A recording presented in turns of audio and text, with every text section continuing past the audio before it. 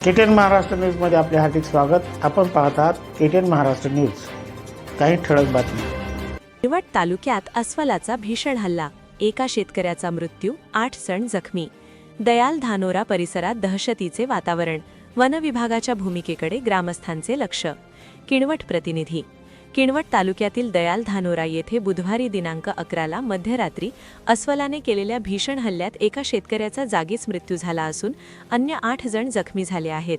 सलग 9 जणांवर हल्ला झाल्याच्या या थरारक घटनेमुळे संपूर्ण परिसरात भीतीचे प्रचंड वातावरण पसरले असून वन विभागाने तातडीने उपाययोजना कराव्यात अशी मागणी ग्रामस्थांकडून होत आहे। शेतात पाणी देताना झाला हल्ला। मिळालेल्या माहितीनुसार दत्ता बळीराम जाधव हे बुधवारी रात्री आपल्या शेतात पिकांना पाणी देण्यासाठी गेले होते।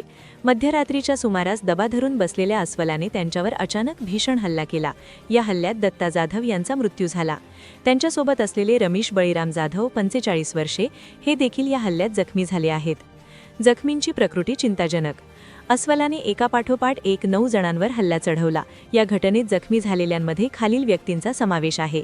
1 चंद्रसिंग शेषराव राठोड 30 वर्षे, 2 शंकर तानाजी जाधव 50 वर्षे, 3 सुदर्शन दत्ता पवार 35 वर्षे, 4 रमेश बळीराम जाधव 45 वर्षे, 5 पंडित जयसिंग जाधव 22 वर्षे, 6 विनोद शेषराव राठोड 34 वर्षे, 7 अरविंद शेषराव जाधव 35 वर्षे, 8 संजय दत्ता जाधव 35 वर्षे। यापैकी चंद्रसिंग राठोड, शंकर जाधव, सुदर्शन पवार आणि रमेश जाधव यांची प्रकृती गंभीर असून चंद्रसिंग राठोड यांची प्रकृती अत्यंत चिंताजनक असल्याचे समजते। जखमींवर रुग्णालयात उपचार सुरू आहेत। प्रशासनाकडून ठोस कारवाईची मागणी। किनवट तालुक्यात गेल्या काही दिवसांपासून जंगली श्वापदांचा मानवी वस्त्यांकडे वावर मोठ्या प्रमाणात वाढला आहे। रात्रीच्या वेळी शेतात जाणे आता शेतकऱ्यांसाठी जीवघेणे ठरत आहे। या घटनेनंतर दयाल धानोरा आणि परिसरातील गावांमध्ये दहशतीचे सावट आहे।